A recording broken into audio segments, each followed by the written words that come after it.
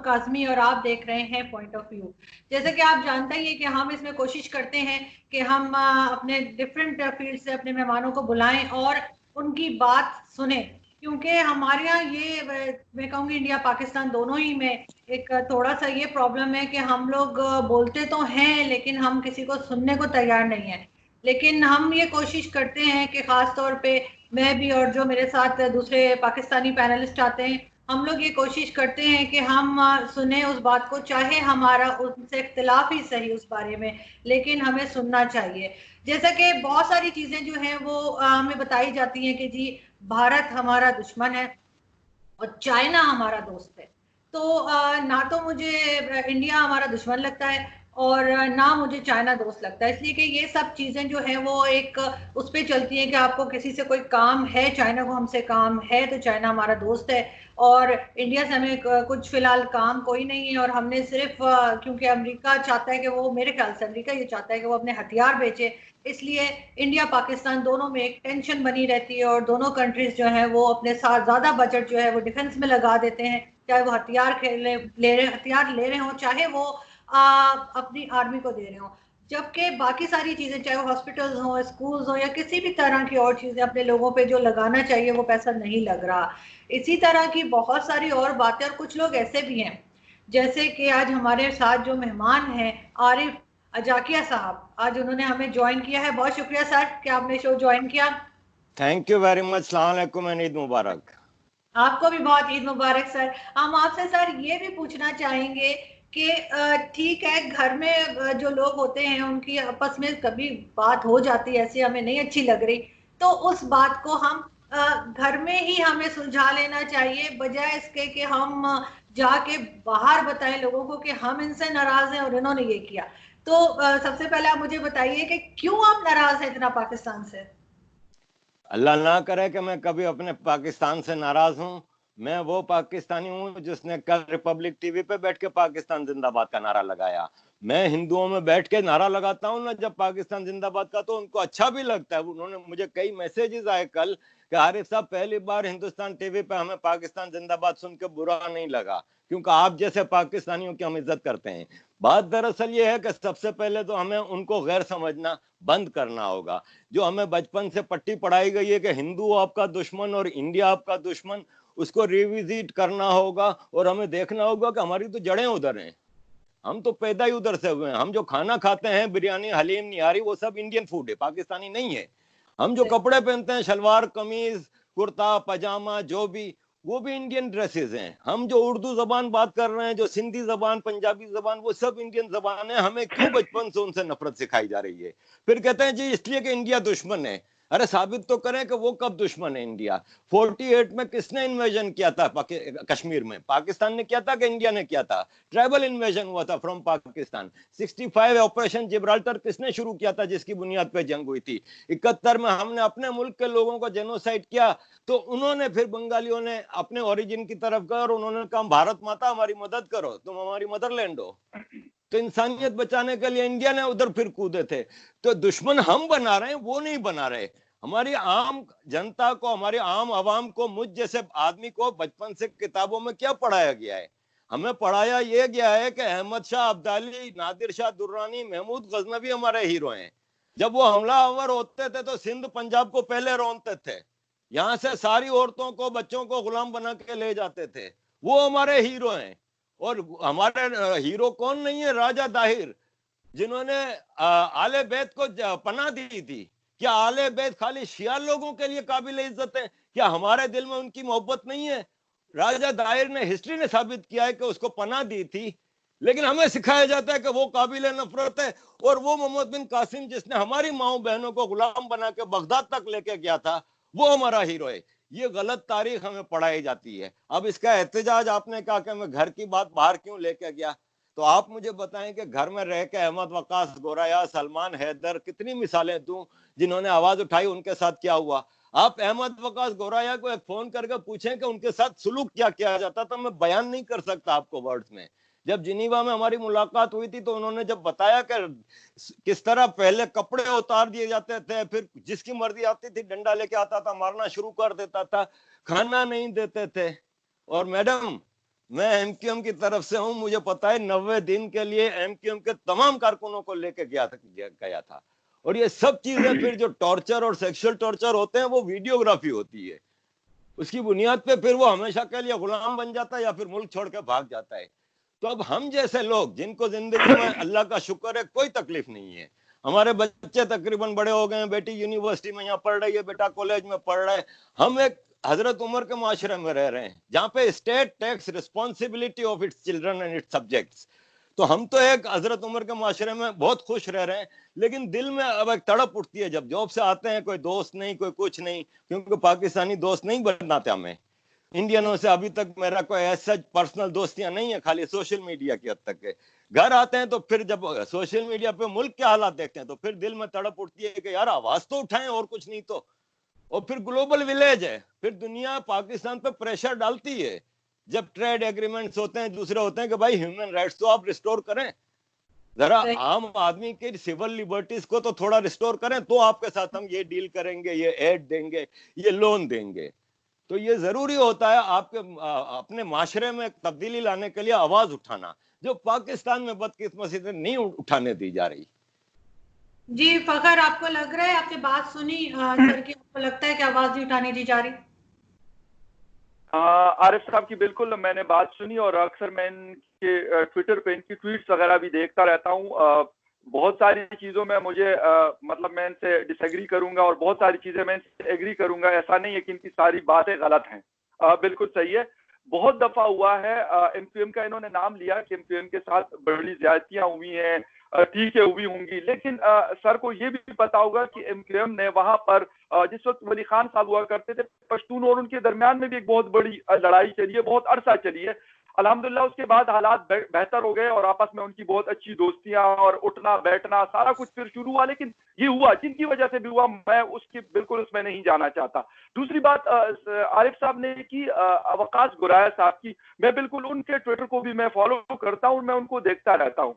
Sir मैं कोई क्या कहता है, सोशल मीडिया प्लेटफॉर्म हर किसी का अपना अपना है, वो किसी के हक में बात करता है, किसके खिलाफ बात करता है, मैं बिल्कुल इसमें नहीं पढ़ूंगा। मैं मतलब वो टिपिकल पाकिस्तानी वाली बात कि पाकिस्तान की सलामती खतरे में पड़ जाएगी तो ये हो जाएगा, दलदल आ जाएगा, नो। मुझे सिर्फ एक थोड़ी सी चीज जो अवकाश गुराया साहब, आपकी वीडियो नहीं आ रही, एक सेकेंड, वो लाइन डिस्कनेक्ट हुई है शायद। तो खैर वो दोबारा ज्वाइन कर लेंगे तो हम वहीं से स्टार्ट लेंगे, मेरे ख्याल है आ गए दोबारा। जी से मुझे थोड़ा बहुत वो आ रहा होता है कि मतलब वो जिस तरीके से वो रिलीजन को गंदा करने की कोशिश करते हैं, मुझे उससे सख्त इख्तिलाफ है। बाकी वो जिसका उनका जो भी बात मतलब नैरेटिव है, वो उसके ऊपर उनका अपना एक पर्सनल है, वो कर सकता है। वो पाकिस्तान के खिलाफ भी बात कर सकते हैं, हिंदुस्तान के हक में भी बात कर सकते हैं। बहुत सारे ऐसे हिंदुस्तानी है कि वो पाकिस्तान के हक में और हिंदुस्तान के खिलाफ। ईशवन साहब मतलब ट्विटर पे बहुत ज्यादा उनको फॉलो किया जाता है, इवन हिंदुस्तान में उसकी बहुत बड़ी फैन फॉलोइंग मौजूद है। वो हिंदुस्तान के खिलाफ बात करते हैं, पाकिस्तान के हक में बात करते हैं, ऐसा हो सकता है। लेकिन जो बात रिलीजन की आती है तो मैं कहता हूं कि मैं किसी के मजहब को क्यों गाली दूं? मैं जिस मर्जी मजहब से ताल्लुक रखता हूं, मैं बेशक मुस्लिम हूं, क्रिश्चियन हूं, पारसी हूं, हिंदू हूं, कोई भी हूं, मैं कहता हूं कि नहीं, किसी के रिलीजन को मतलब इस्लाम को आप सिर्फ इसलिए गंदा कर रहे हो कि आपका वो नैरेटिव सेल आउट होता है वहां पर, इस वजह से आप ना करें। आपको कोई इख्तिलाफ है, बिल्कुल आप हजार इख्तिलाफ कर सकते हैं, जरूरी नहीं कि आप हर बात के मेरे से एग्री करेंगे या पाकिस्तान की हर पॉलिसी से आप एग्री करेंगे। आप हॉलैंड में बैठे हुए हैं, बहुत सारी चीजें होंगी जिसकी वजह से आप यहाँ से शिफ्ट हुए होंगे। मुझे सिर्फ इन 2-3 चीजों के ऊपर थोड़ा सा वो अपने एक पॉइंट ऑफ व्यू में देना चाहता हूँ। जी आरिफ साहब 100% एग्रीड विद फखर भाई, 100%।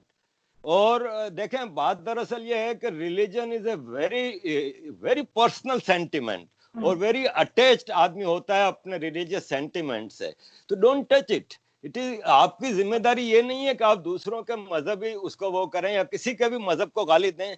और देखें मैं तो इतना ज्यादा सोशल मीडिया पे इंडियन ऑडियंस के साथ इंटरेक्शन में रहता हूँ, व्हाट्सएप पे, दूसरी जगहों पे। आप बिलीव मी, मैं हर जगह फखर से कहता हूँ कि मैं मुसलमान हूँ, इसलिए कि मैं हूँ भाई। मुझे किसी का खौफ थोड़ी है जो मैं डर के कह रहा हूँ कि किसी को वो है। मैं अपने रिलीजन, मेरे माँ बाप ने जो मुझे सिखाया है मैं उस पर कायम हूँ। लेकिन हाँ, मेरा इस्लाम बड़ा मुख्तलिफ है, मेरा इस्लाम बहुत ही मुख्तलिफ है जो यहाँ पाकिस्तान में मौलवी जो इस्लाम सिखाते हैं, क्योंकि सबसे पहली बात तो ये है कि आपके यहाँ तो इस्लाम ही 15 किस्म का इस्लाम सिक्का राइजुल वक्त है। 1% पॉपुलेशन अहले हदीस की है, लेकिन उनके हाफिज सईद आपकी फॉरेन पॉलिसी चला रहे हैं। 10% या 15% या 20% होंगे तो देवबंदी होंगे, वहाबी होंगे या एक्सट्रीम फैक्शन के होंगे, वो आपकी अफगानिस्तान पॉलिसी चला रहे हैं, वो आपकी अमेरिका के साथ पॉलिसी चला रहे हैं।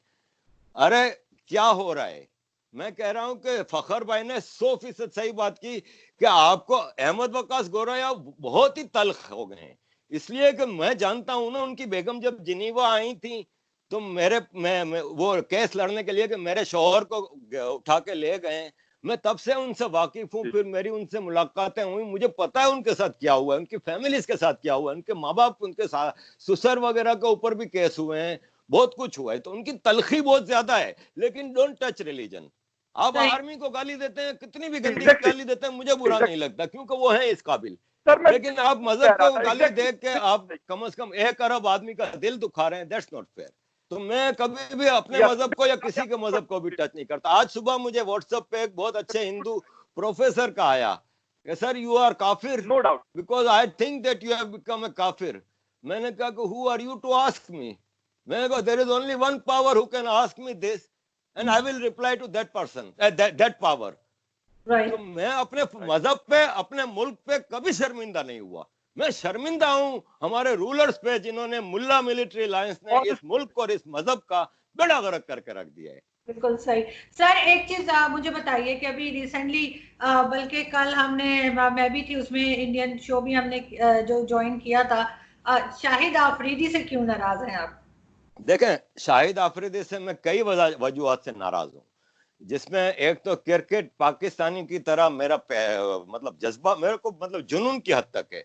मैं रोज रात को, बच्चे जब सो जाते हैं और टीवी मेरे हाथ में आता है 1 बजे, तो मैं रिकॉर्डेड पुराने मैचेस भी निकाल कर देखता हूँ, इतना मुझे वो है। तो एज ए क्रिकेटर मुझे इससे इख्तिलाफ है कि इसने कराची में पला बड़ा, कराची का नमक खा के हमेशा कराची के साथ गद्दारी की, कराची के क्रिकेटर्स की मदद नहीं करता था जब कैप्टन बना, तो भी और भी कई वजूहत हैं। आ जाते हैं पॉलिटिकल उसकी तरफ। भाई इनका कजन पकड़ा जाता है, मारा जाता है इंडिया में पुलिस एनकाउंटर में, क्योंकि वो वहां पे कश्मीर पे उसमें जिहाद कर रहा था, बकौल पाकिस्तान के टेररिज्म कर रहा था, जो इंटरनेशनल लैंग्वेज में कहा जाता है। शाहिद आफरीदी का कजन, शाहिद आफरीदी की खुद तकरीर रिकॉर्ड पे मौजूद है कि मेरे दादा उन कबाइलियों में शामिल थे जिन्होंने कश्मीर में 1948 में हमला किया था। आपको चाहिए तो मैं वो किताब भेजता हूं जिसमें बताया गया है कि वहां से 35 बसों में भर के कश्मीरी खवातीन, ज्यादातर मुसलमान, को गुलाम बना के ये कबाइली वजीरिस्तान लेके आए थे। मैं नहीं कह रहा, आप हिस्ट्री एक्सप्लोर कर सकती हैं। उसमें फखर से शाहिद आफरीदी कहता है कि मेरे दादा उनमें शामिल थे। वहां पे कोई ट्राइबल्स ने खिदमत नहीं की थी कश्मीरियों की। जो पाकिस्तान के हिस्से में कश्मीर आया है, जो गिलगित बल्तिस्तान में, वहां दरिंदगी की मिसाल आप किसी कश्मीरी से पूछ लें कि पाकिस्तानी इन्वेडर्स ने क्या किया था। नंबर 1 सबसे बड़ी सब मुनाफिक आदमी की बात यह है कि जब तुम कश्मीर के इतने बड़े हमदर्द थे तो तुम 2007, 2008 और 2009 में, 2008 तक 2 साल तुम आईपीएल क्यों खेलते रहे? तब वहां पे जाके क्यों, रिकॉर्ड पे मौजूद है कि इंडियन क्रिकेटर लक्ष्मण को इसने समझाया, क्योंकि जब आईपीएल की बोली लगती है, नीलामी होती है, तो जो टीमें होती हैं पहले से डिसाइड कर लेती हैं कि कुछ प्लेयर्स को कर लेती हैं कि यार इसको नहीं लेंगे यार, या कोई मसला होता है ना पॉलिटिकल, जैसे कि अजहर महमूद है पाकिस्तानी है यार, छोड़ो छोड़ो छोड़ो, भले ना ब्रिटिश है तो क्या हुआ, इस तरह करके होता है। तो लक्ष्मण से इसने लॉबिंग कराई थी अपने लिए कि यार मुझे भी कोई ले लेना, वरना शाहिद आफरीदी से कोई प्यार व्यार नहीं करता इंडिया वगैरह में। तो मुझे इनसे ये है। फिर सबसे बड़ी बात, आप देखें महेंद्र सिंह धोनी एक्टिव आर्मी का पोस्ट होल्डर है, वो मैचेस में, इंटरनेशनल मैचेस में अपने कपड़े पे इंडियन आर्मी के लोगों को, कभी इसने ये इस तरह की बात की?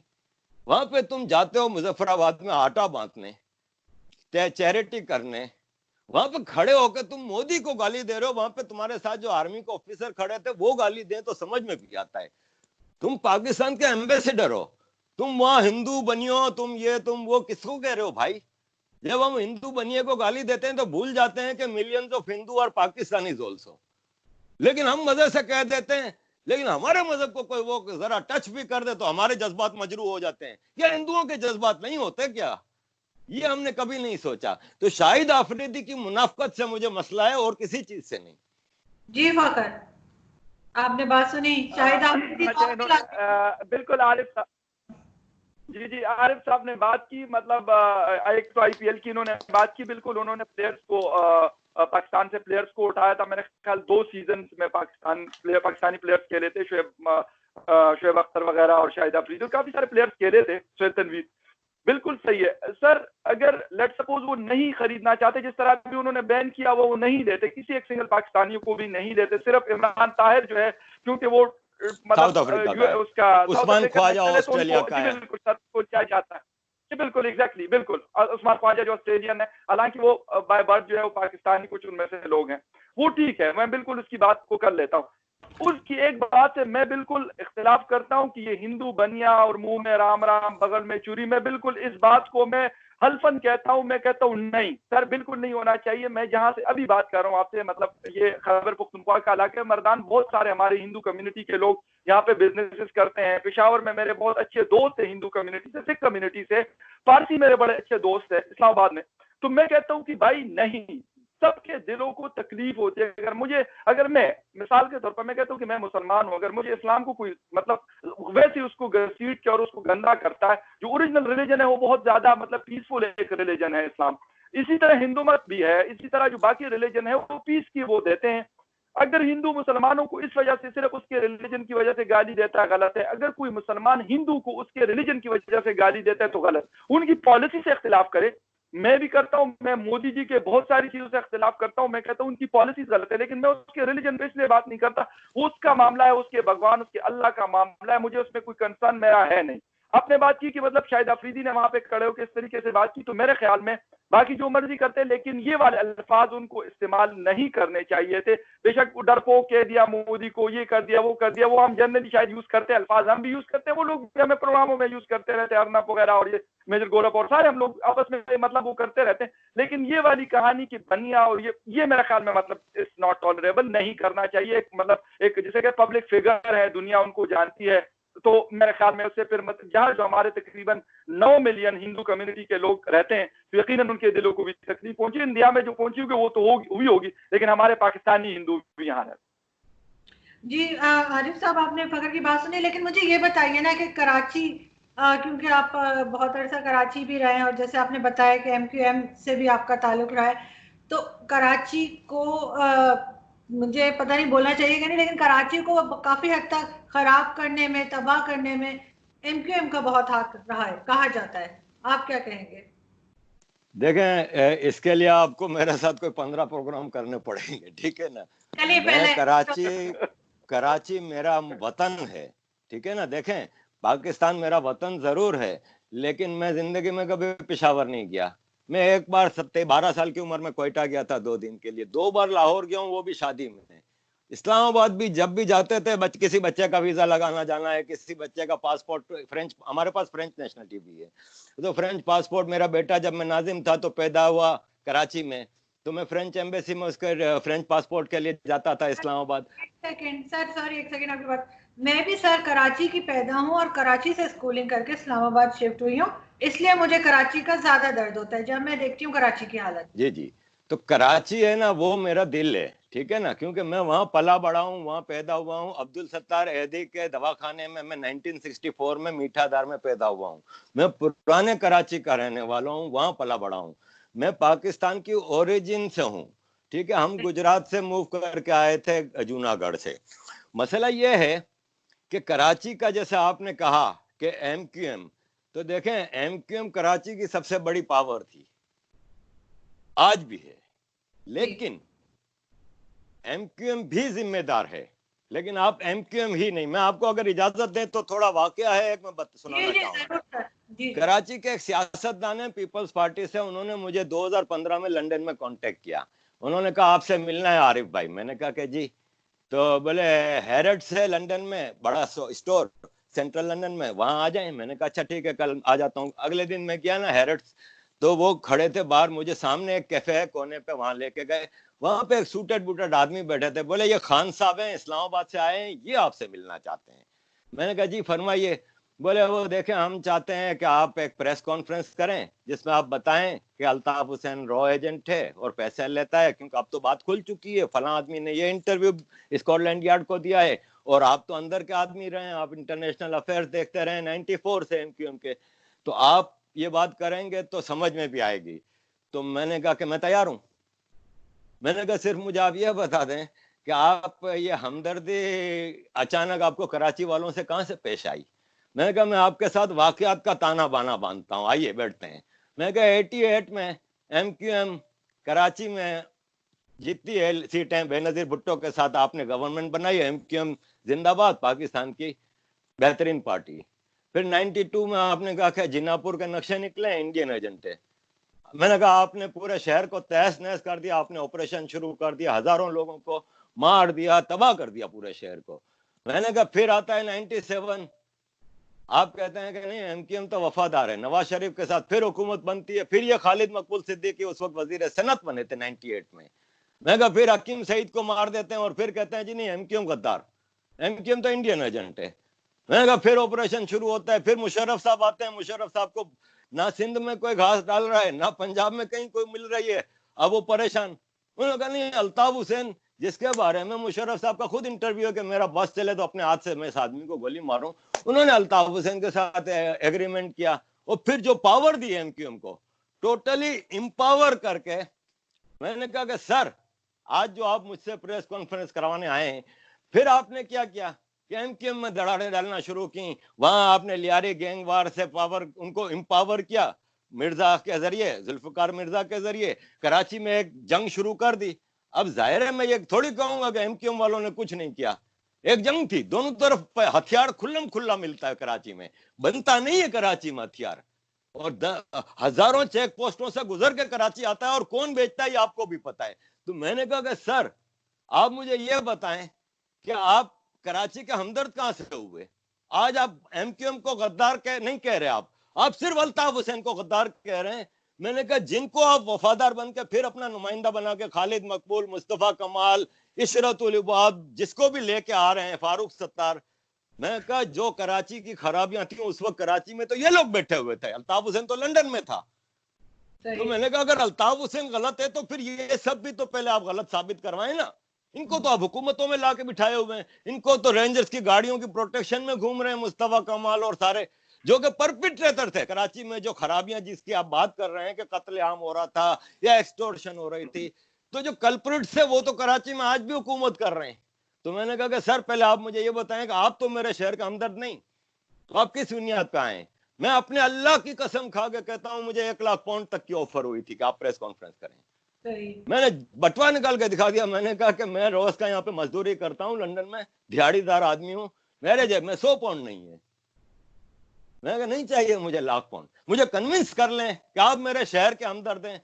मैं कहा मुझे बाकी पाकिस्तान से कोई गर्ज नहीं कि पेशावर में क्या हो रहा है, सब अपने अपने इलाके को देख रहे हैं। मैं कहा ये बदकिस्मत कराची जिसको उसके अपने लोग नहीं देख रहे, उसके अपने लोग बिक गए। मैंने कहा आपने 90 दिन फिर तो मीटिंग होती रही ना, 6 महीने ये सिलसिला चला। फिर 6 महीने बाद मैंने यहाँ पे पुलिस में जाकर रिपोर्ट की कि ये पाकिस्तान का जासूस लंदन में आपके एक सिटीजन को क्यों तंग कर रहा है। फिर मुझे इस्लामाबाद से फोन आया कि आपने अच्छा नहीं किया। मैंने कहा मैंने नहीं किया अच्छा, बहुत थैंक यू, जाइए। तो मसला ये है कि कराची की खराबियों में जब हम जाते हैं तो हमें ये देखना होगा कि 91 से वहां पे रेंजर्स बैठी है, क्या कर रही है भाई। अगर कराची में 91 से लेके 2013 तक एमक्यूएम ने कयामत मचाई हुई थी तो रेंजर्स क्या कर रही थी? कराची की पॉलिसी तो कोर कमांडर बनाता है। मुझे याद है 96 में हम एक यूएन की कॉन्फ्रेंस में बैठे थे, तो जिमी कार्टर अमेरिका के साबिक सदर हैं, उनकी सेक्रेटरी से हमारी बातचीत हो रही थी।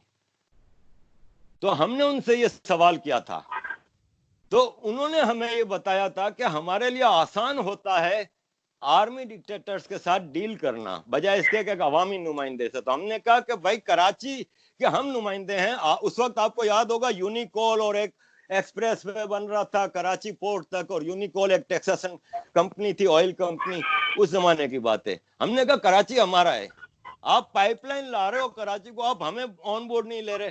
तो बोला पाकिस्तान में कश्मीर, बलोचिस्तान, कराची, डिफेंस बजट और एक पांचवा को बताया था। बोला ये 5 इश्यू है ना बेनजीर भुट्टो को कभी मिले ना किसी और सियासतदान को मिले, या आर्मी डिसाइड करती है। तो मैं कराची के हवाले से MQM को उस वक्त जिम्मेदार मानूं जब हमारे मुहाफिज जिनको हम पैसे देते थे वो ईमानदार हों। गलतियां सारी उनकी हैं।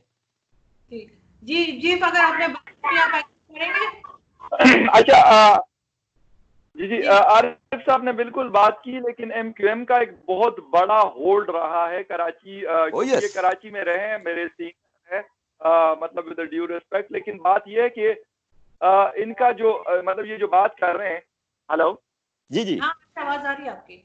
ये आ रही है आवाज। अच्छा कराची के बिल्कुल MQM उनका स्टेक होल्डर था, लेकिन एक वाकया मतलब इन्होंने जिस तरह जिक्र किया, एक तो वहां पे बहुत बड़ी कत्ल गारत हुई। मैं ये नहीं कहता कि सिर्फ MQM ने की होगी, हर जो सिंधी थे वो भी मारे गए, बलूची भी मारे गए, बहुत सारे पश्तून भी मारे गए। लेकिन एक जो लास्ट हुआ था 2007 में, मुशर्रफ साहब की हुकूमत थी उस वक्त, और यहाँ से इफ्तिखार चौधरी साहब जब इस्लामाबाद से वहां पे गए, अपनी लॉयर मूवमेंट चल रही थी, तो वहां पे जो कुछ हुआ तो यकीन करें वो किसी और पार्टी के बस का काम नहीं था। ना मैं कहता हूँ कि पीपल्स पार्टी इतना बड़ा, क्योंकि ये बात मशहूर है, शायद आरिफ साहब मुझसे एग्री ना करें, कि कहते थे कि कराची की चाबी जो है MQM के जेब में, जिस वक्त वो चाहती है उसको लॉकडाउन कर जाती है, जिस वक्त वो चाहती है उसको ओपन कर देती है।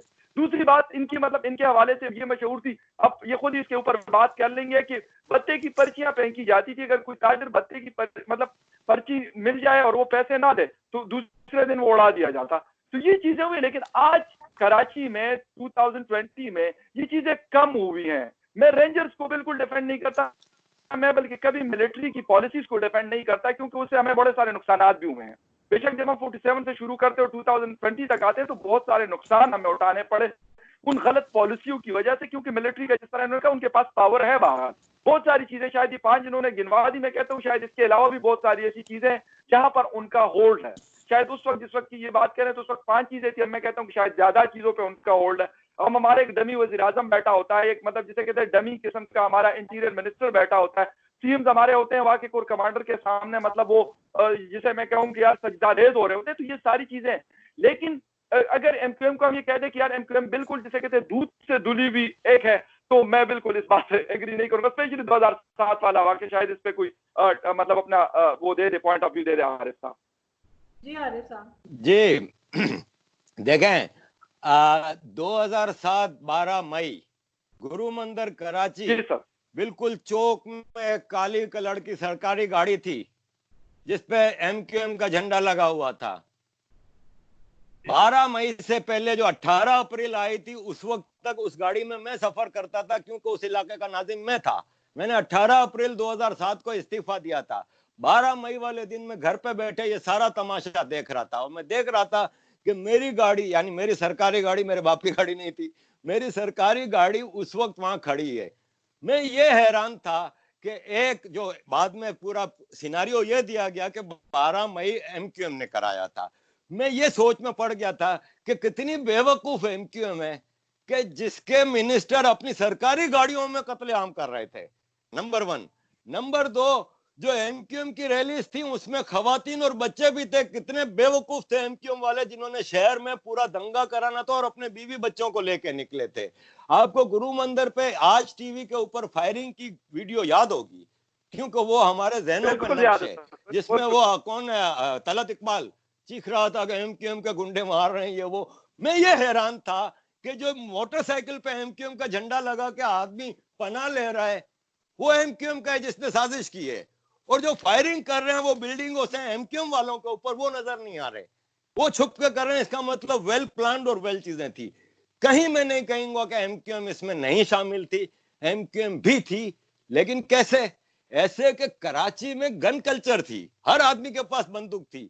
मैं जिस दिन कराची पहुंचा हूं इलेक्शन लड़ने के लिए, तो मेरे पास आए थे मेरे सरकारी स्टाफ कि सर ये लाइसेंस के उस पर साइन कर दें। मैंने कहा क्या है? बोला ये TT का लाइसेंस है। मैं कहा मेरा TT से क्या ताल्लुक भाई, मैं ह्यूमन राइट्स एक्टिविस्ट हूँ जिनीवा में। बोला नहीं सर, अब आप कराची में और यहाँ पे सिक्योरिटी के लिए जरूरी है। तो मेरे जैसा आदमी 2 टीटियां लेके चल रहा था, तो जब आप पे फायरिंग होगी तो आप क्या करोगे? मैं ये कहीं नहीं कहूंगा कि MQM की तरफ से जवाब नहीं दिया गया या नहीं। देखें, आपको इस 12 मई के लिए बहुत लंबी कहानी है।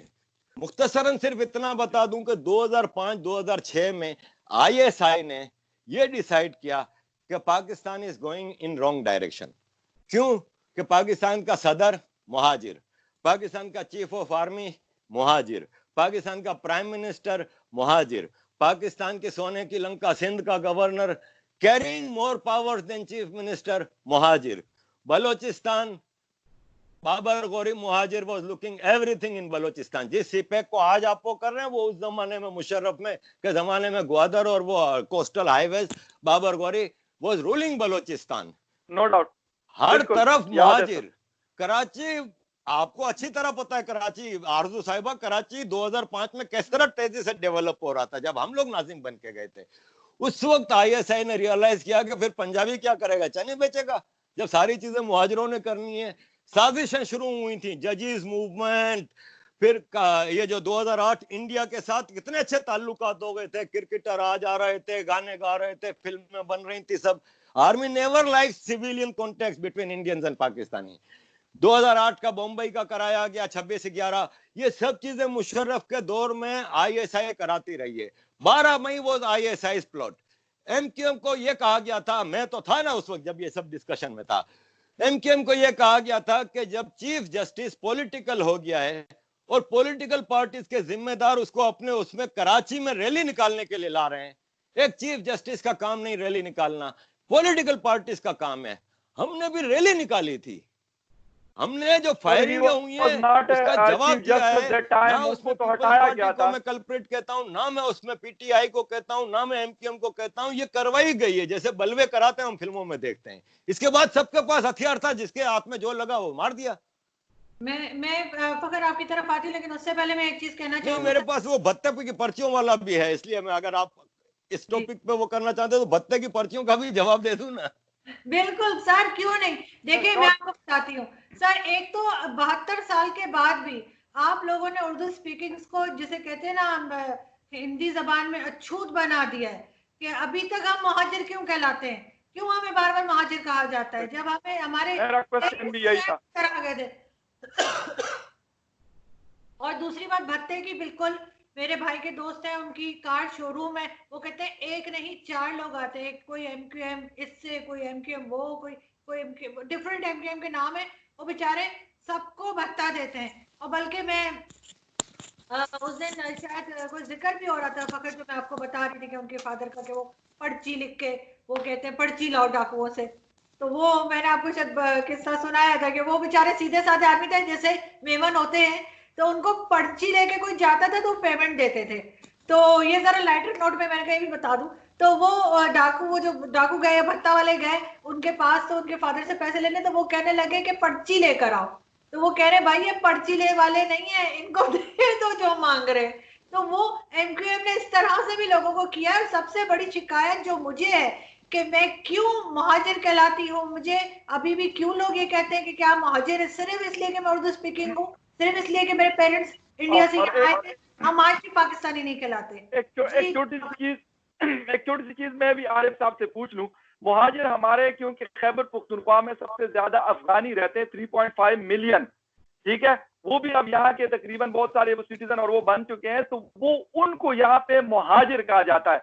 बाकी जो पाकिस्तान के लोग हैं जिनके पास पाकिस्तान के आईडी कार्ड है, पासपोर्ट है, उनकी रिहाइशें हैं, कारोबार है, तो मैं कहता हूँ ये मुहाजिर कहना ये गलत।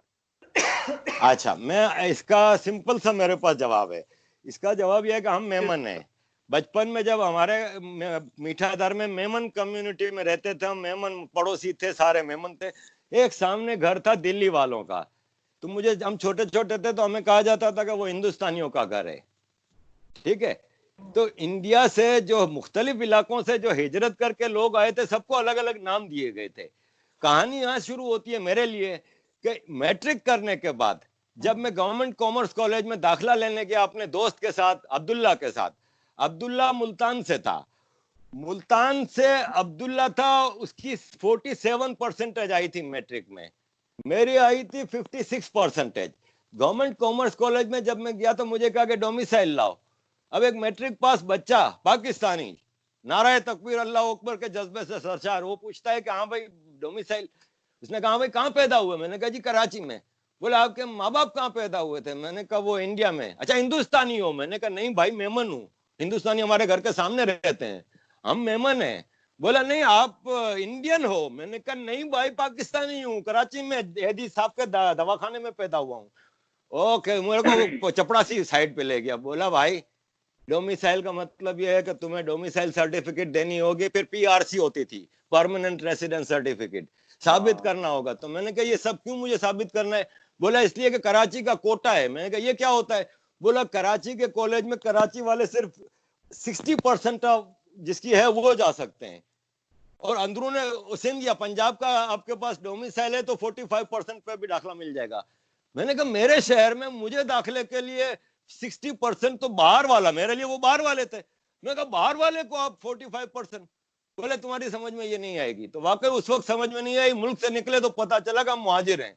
तो भाई साहब हमें हिंदुस्तानी कहा जाता था, हमें पनागीर कहा जाता था, हमें तलेर मक्कड़ पता नहीं क्या क्या कहा जाता था, और सबसे बड़ी बात हमें हिंदुस्तानी कहा जाता था, जो आज मुझे अच्छा लगता है कि हम अपने पुरखों के देश से कहलाते हैं। उस वक्त मैं सोचता था मैं इंडियन नहीं हूं, मुझे क्यों हिंदुस्तानी कहते हैं।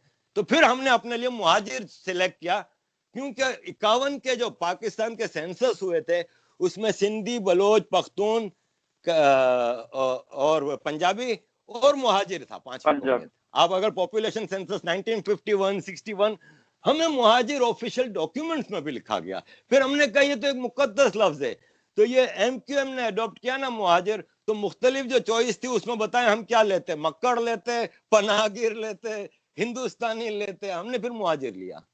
कोई तो नाम देना था ना, वरना आप हमें क्या कहते? कराची की एक डेमोग्राफी में हम हैं तो ना। लेकिन जैसे सर मेरे सिंधी भाई मेरे पास आते हैं, कहते हैं आप क्यों अलग 1.5 इंच की मस्जिद बना के बैठे हैं? मैंने कहा आप डोमिसाइल का वो खत्म कर देना कोटा सिस्टम। मैंने कहा आप डिफरेंशिएशन खत्म कर दें, मैं खुद मूवमेंट चलाऊंगा कि कराची का हर आदमी सिंधी है। मैंने कहा कानून मुझे आप, मैंने कहा बताएं चीफ मिनिस्टर बन सकता हूं मैं? तो मैं कैसे सिंधी हुआ फिर मुझे बताएं? वो कहता है साईं अभी दूर है वो। तो मैंने कहा जब वो करीब आए तो मेरे पास आइएगा। अभी मैं मुहाजिर हूं और फखर से मुहाजिर हूं। अब मैं जो है मैं फिर भी समझती हूँ कि हमें पाकिस्तानी ही कहलाना चाहिए, मुहाजिर या कुछ भी नहीं। लेकिन फखर एक चीज और जो मैं आरिफ साहब से भी बाद में जाऊंगी, पहले आपसे कि एक शिकायत और जो है वो एमक्यूएम से या उर्दू स्पीकिंग से या कराची वालों से पठानों को रही है कि सारा कराची बना के पठानों ने खड़ा किया और फिर झगड़ा शुरू हो गया। एमक्यूएम और जो पठान थे उनका झगड़ा शुरू हो गया कि जी इनको बाहर निकालो सबको। आज ये मैं 2-3 साल पहले की बात भी है, जो मैं आपके ही एक लीडर है, मैं उनका नाम नहीं लूंगी, मैं फखर को बता चुकी हूँ कि वो आए और मैरिट में कोई डिनर था तो वो लेट आए वो, और वो आके मुझे कहने लगे कि जी वो अर्जू में लेट हो गया, असल में किसी के साथ मीटिंग थी पठानों के साथ, और आपको तो पठान पता है कैसे होते हैं, कुछ वो इससे पहले वो कोई बुराई करते। तो मैंने उनसे कहा जी जी बिल्कुल मैं जानती हूँ क्योंकि मेरी मदर भी पठान है। उसके साथ ही उन्होंने वो बात वहां ड्रॉप कर दी, क्योंकि वो मेरी उर्दू और कराची सुनकर उनको लगा कि इसका तो कहीं दाएं बाएं से पठान होगा नहीं। तो क्यों फखर आपको कभी ऐसा एक्सपीरियंस हुआ है? और फिर मैं आरिफ साहब की तरफ चलूंगी कि क्यों हम बर्दाश्त नहीं करते, क्यों हम कहते हैं बस हम और सिर्फ हम हो, कोई और ना हो? जी जी जी मैं बिल्कुल, ये आरिफ साहब ने डोमिसाइल की बात की। मेरी पुप्पी रहती है कराची में फ्रॉम लास्ट 45 ईयर्स, ठीक है। उनके सारे बच्चों की पैदाइश वहीं की, कराची की, वो वहीं से पढ़े, सब कुछ हुआ। मतलब जो आईडी कार्ड वगैरह की बारी आई तो आईडी कार्ड में बिलीव मी कि उन्होंने कहा कि आप अपने जो नाना है यानी मेरे जो दादा हैं उनका आईडी कार्ड आप लेके आ जाएं। अब मुझे ये बताएं कि एक बंदा पाकिस्तानी है ना, खैबर पुख्तनख्वा से है, पंजाब से है, सिंध से है, बलूचिस्तान से है, आजाद कश्मीर से या गिलगित बल्तिस्तान से है तो पाकिस्तानी आईडी कार्ड उसके पास, उनके पेरेंट्स के पास, तो उस तरीके से क्यों तंग किया जाता है? तो ये चीजें जो इन्होंने बात की कि हमारे साथ डोमिसाइल के ऊपर लिखा गया कि आप कहें कि आप तो इंडियन है या हिंदुस्तानी या मुहाजिर या व्हाटएवर, तो ये चीज पश्तूनों ने भी फेस की है, वहां पे बहुत सारे मसाइल और भी फेस किए उन्होंने। हाँ, जब हालात बेहतर हुए हैं तो अब वहां पे स्टेबिलिटी आई है, लेकिन उसका फायदा सिर्फ पठानों को नहीं हुआ, मेरे ख्याल में उसका फायदा सिंधियों को भी हुआ। उसका फायदा जो अपने आप को एमक्यूएम वाले जो हमारे लोग हैं, हमारे पाकिस्तानी भाई हैं, तो उनको भी उस चीज का फायदा हुआ, क्योंकि अगर कराची स्टेबल होगा तो उसका फायदा वो कराची एक ऐसा वो कहते हैं सबकी माँ है, क्योंकि एक बहुत बड़ा तिजारती शहर है, तो अगर उसके हालात अच्छे होंगे तो मेरे ख्याल में उसके किसी कम्युनिटी से भी उस बंदे का ताल्लुक है या कोई भी वहां पे जाता है तो उसको कहते हैं कि ये किसी को भूखा नहीं सोने देता ये शहर, तो वो सबके ऊपर उसका जो इम्पैक्ट है तो वो आता है। तो ये चीजें हमें थोड़ी सी जिसे कहते हैं ना, जिस तरह अपने मतलब इनके के बारे में बात करें कि उनके साथ ज्यादती, अगर उनके साथ जो जो ज्यादतियां हुई, मैं कहता हूं कि अपने अंदर, मैं मतलब मैं इनकी बात नहीं कर रहा, मैं बाकी लोगों की बात कर रहा हूं कि उनको खुले दिल के साथ कहना चाहिए कि भाई हाँ हमने ये ज्यादतियां इनके साथ की। अगर कोई ज्यादती बलोचों के साथ हुई तो खुले दिल, लेकिन इस बात को यहाँ पे खत्म करके हम नए सफर का आगाज करेंगे। ये नहीं है कि हम सारी जिंदगी पश्तून कार्ड में खेलूं, मैं कहूँ यार मेरे साथ तो ये ज्यादती हुई, सिंधी जो है वो सिंध काट के ले, बलोची जो है बलोच काट के ले, पंजाबी जो है मतलब वो तो वैसे ही कहते हैं कि यार सारा मुल्क जो है पंजाबियों का है, लेकिन मैं इससे भी किसी हद तक हो सकता है कि उनका इन्फ्लुएंस हो, मुख्तलिफ इदारों में उनके लोग बैठे हों या फोर्सेस में बैठे हों, लेकिन इसका ये मतलब नहीं है कि यार मैं कहूँ कि यार खैबर पुख्तनख्वा पे भी उनका कब्जा है या फाटा भी जिस तरह हमारे खैबर पुख्तनख्वा में उसका मर्जर हुआ। ज्यादतियां हुई हैं अपनी अपनी जगह पर, लेकिन हमें जिसे कहते हैं कि यार किसी एक जिसे कहते हैं कि एक वाइंड अप करके एक नए पॉइंट से हमने अपना जो सफर है उसको भी तो शुरू करना है ना। अफगानिस्तान के अंदर अमेरिका 20 साल रहा, लेकिन आज 20 साल के बाद उनको रियलाइज हुआ कि भाई ये अब मतलब क्या हमने लड़ाई शुरू की हुई है, 5-10 लाख अफगानियों को हमने मौत के घाट उतार दिया, लेकिन अब यार खत्म कर दो ये चीज। कब तक हम मतलब अपनी फौज को अमेरिका इतनी 9-10 हजार किलोमीटर से लेके और यहाँ पे लड़ाते रहेंगे, मरवाते रहेंगे और बहुत सारा नुकसान उनकी इकोनॉमी को हो रहा है, वो करते रहेंगे। तो उन्होंने उस चीज को वाइंड अप की तरफ वो लोग आए हैं। तो इस तरीके से हमें भी जितनी कम्युनिटीज है, मेरे ख्याल में आरिफ साहब मुझसे बहुत बेहतर मतलब सीनियर पॉलिटिशियन भी हैं और मतलब सोशल एक्टिविस्ट भी है, सारी चीजों को बहुत बेहतर अंदाज में समझते हैं। तो मेरे ख्याल में हमें किसी एक जिसे कहते हैं किसी एक पॉइंट पे आना पड़ेगा। उसमें हो सकता है कि कहीं पे इनका नुकसान होगा, कहीं पे किसी और का होगा, लेकिन अगर हम उस पे मुत्तफिक होते हैं सारे तो फायदा एट द एंड हम सबका होगा और पाकिस्तान का फायदा होगा। जी आरिफ साहब, मुझे वो तो आप रिप्लाई करेंगे फखर का, लेकिन साथ ही मुझे ये भी बताइएगा कि इंडिया के साथ पाकिस्तान के ताल्लुकात बेहतर कैसे हो सकते हैं, कब तक ये चलता रहेगा कि कश्मीर के ऊपर जो है झगड़े हो रहे हैं, उसके बाद LOC पे वायलेशंस हो रही हैं, फिर एक दूसरे के बारे में स्टेटमेंट्स आ रही हैं कि आप अभी 72 साल तो हो गए, आपको लगता है कि कोई इसका सोल्यूशन निकलेगा? और करंट गवर्नमेंट को आप कैसे देखते हैं? अच्छा, पहले मैं आता हूँ फखर भाई की तरफ के देखें। सबसे पहले तो मैं आपको अफगानिस्तान पॉलिसी की तरफ ले जाता हूँ कि अफगानिस्तान में अमेरिका को माशाल्लाह से 40 साल हो गए और ये है कि 79 से, और अमेरिका तो 6 साल बाद 85 में बोरिया बिस्तरा लपेट के चला गया था। ये अमेरिका को वो जो था ना कि 3 दोस्त बैठे हुए थे किनारे पे दरिया के, एक ने कहा वो कंबल तैर रहा है, कहता मैं जाके ले आता हूँ, वो गया तो पता चला रीछ था। अब वो दोस्त कहते हैं क्या हुआ, कहता है यार मैं कंबल को छोड़ रहा हूँ, कंबल मुझे नहीं छोड़ रहा। तो पाकिस्तान ने कहा कि डॉलर लाने तो फिर अमेरिका को इधर ही ऑक्यूपाई रखो। वो बेचारा जब भी भागने की कोशिश करता है, तालिबान नामी वहशतनाक एक उन्होंने खड़ा कर दिया है, वो जी अमेरिका 4 अमेरिकी मार दिए। ट्रम्प साहब कहते हैं नहीं भाई वापस जाओ, 1000 फौजी वापस भेज देते हैं। अफगानिस्तान में पठानों का बेचारों का जिंदगी हराम हो गई है, पाकिस्तान अफगानिस्तान के पठानों की। तो अफगानिस्तान पॉलिसी में ISI का बड़ा किरदार है, इस पे लंबी चौड़ी बहस है। आपका दूसरा टॉपिक है कराची। देखें सर अमेरिकन CIA का नहीं है क्या? है क्या चीज? अमेरिकन CIA का रोल नहीं है। अमेरिकन CIA का रोल नहीं है, सिर्फ ISI इतना बड़ा मतलब वो अमेरिका का तो इंपीरियलिस्टिक, अमेरिका को नहीं अमेरिका की तो इंपीरियलिस्टिक डिजाइन्स हैं, उसमें तो मैं कहीं दो राय है ही नहीं। अमेरिका मामा का पुत्र बन के आया था इधर, ठीक है ना, वो तो हमें भी पता है कि सब गर्म पानियों की जंग और ये सब थी, उसमें 2 सुपर पावर थी, कोल्ड वॉर का जमाना था, रशिया अमेरिका की जंग थी। वो तो मैं उसको कभी भी मैं कंडोल नहीं करूंगा, कंडेम ही करूंगा। जो पूरी दुनिया में, इराक में भी अमेरिका गया है तो मामे का पुत्र है भाई, ठीक है ना। सद्दाम हुसैन को मॉन्स्टर बना के फिर खत्म करने गए थे। अच्छा, कराची में जो भी रहता है ना, किसी भी मजहब से हो, किसी भी कौमियत से हो, वो उसका कराची है, सिर्फ उसका है जो कराची को ऑन करता है। उसमें मुहाजिर के बाप का नहीं है, पठान का नहीं है, किसी का नहीं है, सबका है, लेकिन ऑन करें।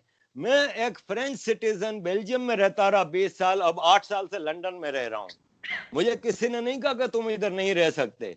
मुझे किसी ने नहीं कहा कि तुम्हारे राइट्स कम है। मैं वोट डालने भी जाता हूँ, बीइंग ए फ्रेंच सिटीजन। यहाँ लंदन में बैठ के वोट डालने, फ्रेंच इलेक्शन के भी वोट डालता हूँ एम्बेसी में, और ब्रिटिश इलेक्शन में भी मैं जाता हूँ। कराची भी सबका है, लेकिन वो लोग जो कमा कराची से रहे हैं, वोट आज तक अपने गोठ में रखा हुआ है, जो कराची को आज भी परदेश की तरह मानते हैं, तो फिर ये कराची उनका नहीं है। ये वैसे ही है जैसे सऊदी अरब में पाकिस्तान मजदूरी करने की है। कराची उनका ख्याल जरूर रखे, लेकिन वो कराची के हकदार नहीं है, मालिक नहीं है। मालिक वो पठान कराची का है जो वहां रहता है, वहीं खाता है, वहीं लगाता है, वहीं रहता है। ठीक है, उसके अगर माँ बाप रहते हैं गांव में, कभी जाता है छुट्टी पे, तो हम भी पाकिस्तान जाते हैं, लेकिन you have to own Karachi. बाकी किसी का नहीं है, ये सबका है। बीइंग पाकिस्तान कॉमर्शियल कैपिटल, हर Pakistani rightful citizen allowed to come to Karachi and even live, work, anything. अब आते हैं इंडिया। देखें, पाकिस्तान के मिलिट्री बजट को हमें नजर में रखना होगा। अगर इतनी बड़ी रियासत है, 22 करोड़ के रेवेन्यू का कंट्री है, अगर करप्शन और मिलिट्री बजट को आप हटा देना, तो हम इंग्लैंड और फ्रांस से अमीर मुल्क हैं। हम बहुत बड़े इकोनॉमिक पावर है, हमारी एग्रीकल्चर को आप देखें, हमारी प्रोडक्शन, लेकिन हमें एक नाकारा कौम बना दिया गया और हमें दुश्मनियों में डाला गया। फजूल में गजवा हिंद हमारे ऊपर लादा गया है। जियाउल हक ने आपका सिलेबस चेंज करके नसीम हिजाजी की किताब की थप्पियां रख दी आपके सर पे कि आप मोहम्मद बिन कासिम और सबको वो हीरो मानो और इसको दुश्मन मानो। ये कौन है? ये इंडिया है, जो कि हमारे माँ बाप का देश था। मेरे माँ बाप दोनों उधर पैदा हुए थे, और आज से 100 साल पहले केपी का एरिया भी इंडिया था, पंजाब सिंध बलूचिस्तान का थोड़ा एरिया इंडिया था, काफी ये सब इंडियन थे। हमें क्यों अपने अजदाद से नफरत सिखाई जाती है? मुझे कहते हैं तुम ये क्यों नहीं कहते कि मेरे वो अजदाद गलत थे जो हिंदू थे, क्योंकि हम भी 200-300-400 साल पहले मुसलमान हुए। तो मैं कहता हूं, मैं क्यों कहूं भाई, मैं क्यों उनको गलत कहूं? मैं तो अपने अजदाद पे फख्र करता हूं।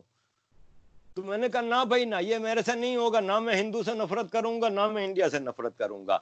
तो आप इंडिया से दोस्ती ताल्लुकात उस वक्त अच्छे कर सकते हैं जब आप अपने बच्चों को ये पढ़ाना बंद कर देंगे कि इंडिया आपका दुश्मन है। आप दोस्ती का हाथ बढ़ा के तो देखें। देखें, पाकिस्तान में हमने एक कुलभूषण यादव को पकड़ा है, लेकिन हमने किसी भी केस में, जितने भी टेररिज्म के पाकिस्तान में वाकयात हुए हैं, इतने तो इंडिया में भी नहीं हुए ना भाई। पाकिस्तान के तो प्रेसिडेंट मुशर्रफ पे 4-5 अटेम्प्ट हुए सुसाइडिकल। तो इतने टेररिज्म के वाकयात हुए, एपीएस हुए, ये सब हुए, किसी एक केस में हमने ताने बाने ऐसे जोड़ के दिए हैं कि इंडिया इसमें इन्वॉल्व है। जैसे कि इंडिया ने ये जो 26/11 को कनेक्ट करके बता दिया, जिसमें आपके पाकिस्तान के ISI के चीफ की किताब मौजूद है, जिसमें वो कह रहे हैं कि Kasab was Pakistani Jhelum and some of our officers were involved. ये किताब में मौजूद है। तो देखें, कहने का मतलब ये है कि हम ये चीजें करके किसको फायदा पहुंचा रहे हैं। आ जाते हैं बुनियादी इशू पे, जिसको इशू बनाया गया है कश्मीर। भाई कश्मीर पे आप सिंपल सा मैं कहता हूं कि UN का रेजोल्यूशन, जिसको दोनों पाकिस्तान और इंडिया ने एक्सेप्ट किया है, उसको इंप्लीमेंट कर दें, खत्म बात। क्या है वो रेजोल्यूशन? एक रोड मैप दिया है। UN ने कहा कि it's a disputed territory. Disputed territory है, कौन डिसाइड करेगा कि ये किसके साथ जाएगा? UN ने कहा एक प्लेबिसाइट होगा, एक आवाम की राय ली जाएगी। पूरी रियासत जम्मू कश्मीर, गिलगित बल्तिस्तान, लद्दाख के लोगों से पूछा जाए कि आप किसके साथ जाना चाहते हैं, पाकिस्तान के साथ, इंडिया के साथ। 2 चॉइस दी हैं। ये UN का रिजोल्यूशन है। अब रोड मैप है, रोड मैप में कहा गया है कि पाकिस्तान अपनी सारी फोर्सेस पूरी रियासत जम्मू कश्मीर से निकाल दे, पूरी फोर्सेस, और फिर इंडिया अपनी आधी फोर्सेस निकाले, आधी, और बाकी इंडिया की आधी फोर्सेस हैं वो पूरी रियासत जम्मू कश्मीर में प्लेबिसाइट कराएं कि भाई आप किसके साथ जाना चाह रहे हैं। क्या पाकिस्तान करेगा कभी ऐसा? आजाद कश्मीर और गिलगित बल्तिस्तान से अपनी फौजों को निकालेगा? कभी कभी भी नहीं निकालेगा। कहने का मतलब यह है कि रेजोल्यूशन, अगर आपने कश्मीर का इशू, मैं कहता हूं इंडिया तैयार है। अगर आप यहां से फोर्सेस निकालते हैं, इंडिया पूरे इलाके में प्लेबिसाइट UN की मौजूदगी में होगा। फिर वो लेकिन आप कश्मीर का इशू सॉल्व नहीं कर सकते। कश्मीर इशू सॉल्व हो गया तो जनरल बाजवा कौम को कैसे बताएंगे कि हमें इतनी बड़ी आर्मी की जरूरत है और इतना बड़ा दुश्मन बैठा हुआ है। फिर दुश्मनी खत्म तो हमें क्या इतनी बड़ी आर्मी की जरूरत नहीं, हम एक डेवलपिंग नेशन बन जाएंगे। हमारा सारा बजट हमारे सोशल और प्रोडक्टिव और इंफ्रास्ट्रक्चरल डेवलपमेंट पे लगेगा। लेकिन नहीं, हम इंडिया को दुश्मन बना के रखेंगे ताकि ये मोदी हिंदुत्व ये सब हमारे दुश्मन हैं। ये जब तक जिंदा हैं ये तब तक हमारी आर्मी जिंदा है, वरना we don't need this army. जी फखर, और सबसे पहले फखर ये भी बताएं कि 26/11 का हम कैसे एक किताब में लिखे होने से सिर्फ कैसे आजकल तुर्क बने हुए हैं, आजकल तुर्क है। असद दुरानी, हाँ, ये असद दुरानी साहब की बुक का बिल्कुल रेफरेंस दे रहे हैं, जो बिल्कुल चीफ रहे ISI के। लेकिन उसके बाद भी बहुत सारी डेवलपमेंट हुई है जो उन लोगों ने पाकिस्तान ने जब उनको कहा कि भाई ठीक है हम इसको इन्वेस्टिगेट कर लेते हैं, इस इशू को इन्वेस्टिगेट कर लेते हैं, तो जो लोग उनके मतलब पकड़े गए थे या जो उसमें इन्वॉल्व थे। हेलो जी जी आवाज आ रही है। अच्छा, तो वो जो लोग उसमें इन्वॉल्व थे उनके हवाले से कोई मुलाकात ही नहीं करने दी जाती थी। लाजमी सी बात है, जब आप किसी के ऊपर, अगर आप मेरे ऊपर इल्जाम लगाते या आरिफ साहब के ऊपर मैं इल्जाम लगाता हूं तो उसको मैं मौका तो दूंगा ना कानूनी तौर पर। कलभूषण तक को मौका दिया गया इस चीज का। एक बात सर ने की, ये मिलिट्री के हवाले से, पाकिस्तान की मिलिट्री तकरीबन 7 लाख फौज है, 1200 अरब रुपए हमारा लास्ट ईयर का बजट था। उसको मतलब उसमें कोई इंक्रीज डिक्रीज नहीं हुआ। मैं आपको बता रहा हूं, डॉलर की वजह से थोड़ा सा उसमें फ्लक्चुएट हुआ था, बिल्कुल सही। लेकिन इस वक्त दुनिया का तीसरा बड़ा बजट हिंदुस्तान के पास है, दैट इज 71 बिलियन US$ का। ठीक है, आप मुझे ये बताएं कि हिंदुस्तान के पास, बिल्कुल मतलब ये, क्योंकि ये अल जजीरा और CNN और गार्डियन की अभी मतलब रिसेंटली ये रिपोर्ट आई थी, उसके ऊपर मैंने इसको पढ़ा था। तो मुझे ये बताएं कि हिंदुस्तान क्या ये जो 71 या 72 अरब डॉलर बहुत बड़ी ह्यूज अमाउंट है। पाकिस्तान का टोटल पिछले साल का जो बजट था वो 6000 अरब रुपए का था। उनका सिर्फ मिलिट्री बजट जो है 7200 अरब रुपए से ज्यादा है। यानी पाकिस्तान टोटल का बजट और उनका सिर्फ मिलिट्री बजट, फिर भी उनका मिलिट्री बजट ज्यादा है। ठीक है, तो ये एक चीज तो यहाँ पे कंफर्म हो जाती है कि फिर वो किसके लिए करते हैं, क्योंकि किसी और को तो मतलब उनके साथ उनका आना जाना होता नहीं है। मैं और ये एक और बात छोटी सी मैं इसमें ऐड करता चलूं कि ये इसलिए नहीं कि मैं मतलब वो टिपिकल पाकिस्तानियों वाली बात करूं कि यार बस हमारी फौज है तो वो सारी, उन्होंने तो बस वाह की है सारी जिंदगी। नहीं, उन्होंने बहुत सारी गलतियां भी की हैं। लेकिन अगर बजट को कंपेयर किया जाए, मैं मानता हूं कि उनका बड़ा मुल्क है, लेकिन उसके बावजूद भी उनका बजट हमसे बहुत ज्यादा है।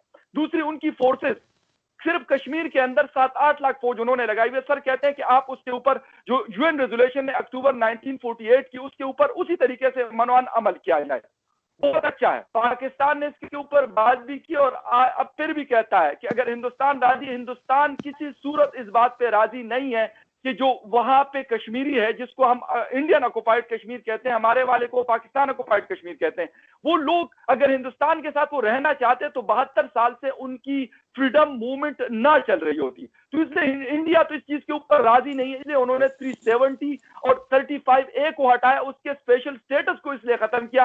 पाकिस्तान ने न गिलगित बल्तिस्तान का खत्म किया और न पाकिस्तान ने आजाद कश्मीर का खत्म किया, क्योंकि वहां पे जो रूल्स रेगुलेशन थी वो मोदी उसको इसलिए एलिमिनेट करवाना चाह रहा था कि उसको वहां पे होल्ड उनका हो जाए। हालांकि उसके बावजूद भी जो वहां की मूवमेंट है उसमें तेजी आई है और वहां के लोग, ठीक है, उन्होंने बंद कर दिया, 7-8 महीने से उन्होंने लॉकडाउन किया, इंटरनेट किया, सब कुछ किया, उसके बावजूद भी वो लोग रेजिस्ट कर रहे हैं। तो सर ये बात अगर हम इस कंपैरिजन में करते हैं कि पाकिस्तान फौज को पीछे कर दे और हिंदुस्तान अपनी फौज रखे, तो मेरे ख्याल में बहुत अच्छा हो सकते हैं। बहुत सारी चीजों को, मुझे हिंदुस्तान बहुत सारी चीजों पे पसंद है, ठीक है, लेकिन इस हवाले से मैं कहता हूं कि शायद कोई भी मुल्क हो, पाकिस्तान नहीं, नेपाल भी नहीं करेगा, बल्कि नेपाल के साथ भी उनका अभी रिसेंटली डिस्प्यूट शुरू है, आपने शायद उसके बारे में पढ़ा हो। जी सर, आरिफ साहब जी, सबसे पहले तो आते हैं कि इंडियन मिलिट्री बजट बिल्कुल ज्यादा है, बिल्कुल, लेकिन हमें अपने बजट को इंडियन मिलिट्री बजट से कंपेयर करने की उस वक्त जरूरत पड़ेगी ना जब हम सोचेंगे कि इंडिया हमारा दुश्मन है। वरना हमने अपना बजट चाइना से क्यों कंपेयर नहीं कर रहे कि चाइना का इतना बड़ा बजट है, पड़ोस में बैठा हुआ है, इसलिए। देखिए, मसला ये है कि इंडिया का बजट चाइना के लिए है।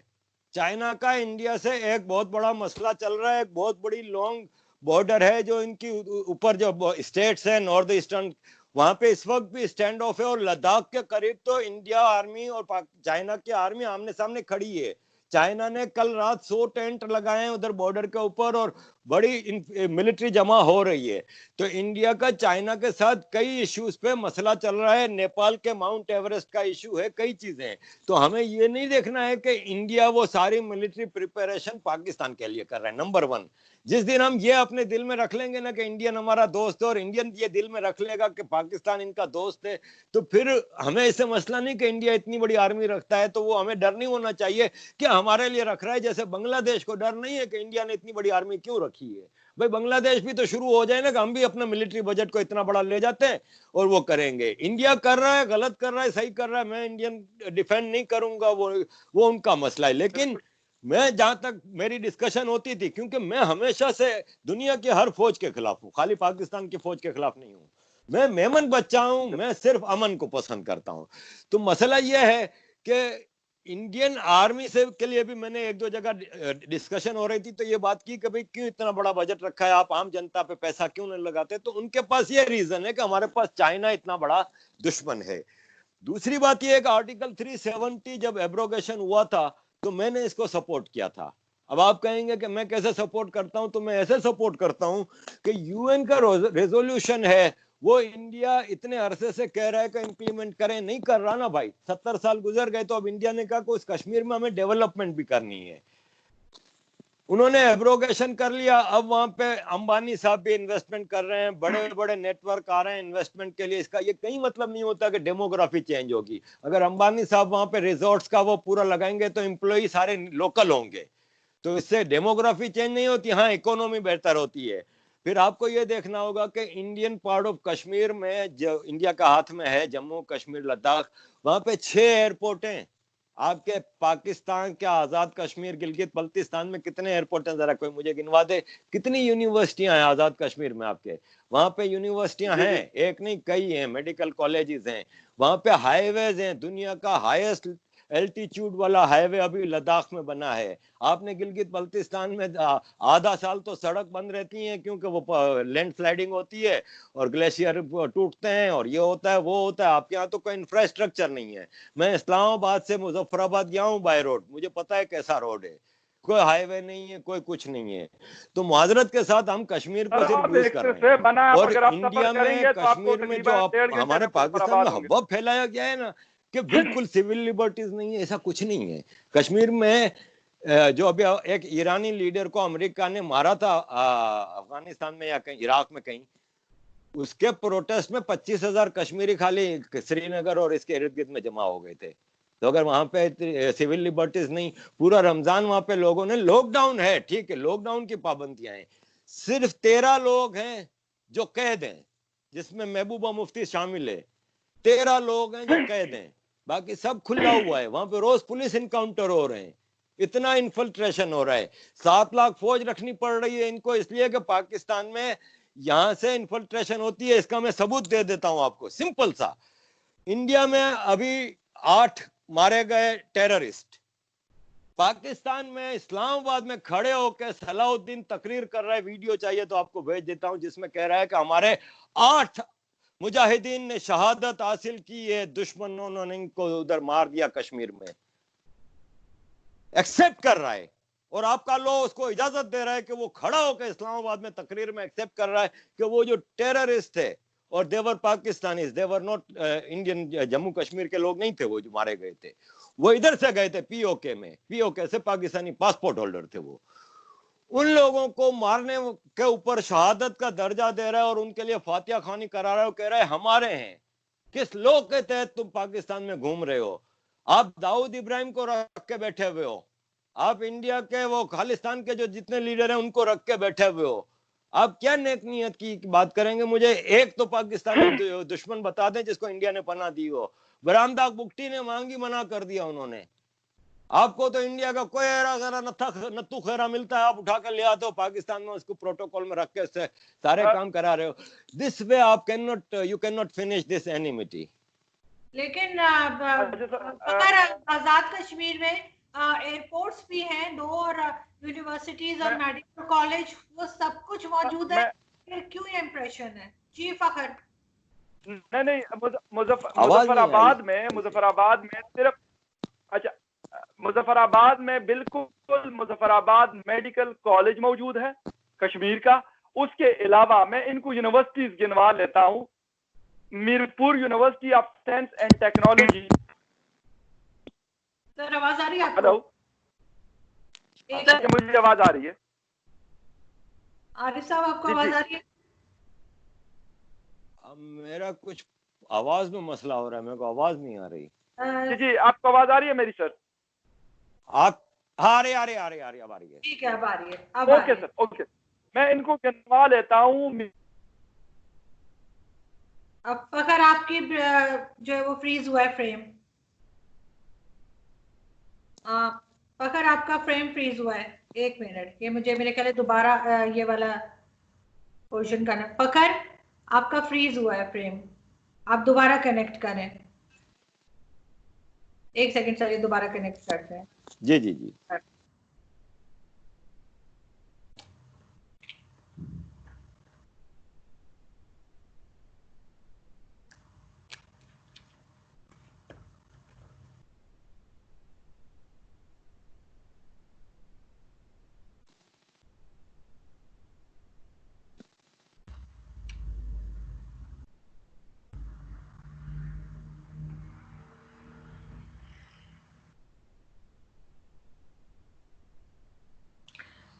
अगर आपका फ्रेम फ्रीज हुआ है,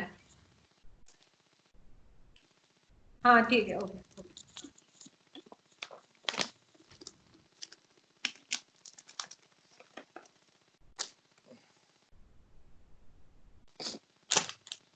बात की कि वहां पे शायद डेवलपमेंट उस तरह नहीं हुई जिस तरह इंडियन ऑक्युपाइड कश्मीर में हुई है। बहुत सारी चीजों में मैं बिल्कुल इनसे एग्री करता हूं कि वहां पे श्रीनगर में बहुत बड़ा अच्छा एयरपोर्ट है, रेलवे लाइन है, वहां पर इन्होंने हाईवे की बात की, हाईवेज मौजूद है, बिल्कुल सही है। इस वक्त इस्लामाबाद टू मुजफ्फराबाद अच्छी हाईवे मौजूद है इस वक्त।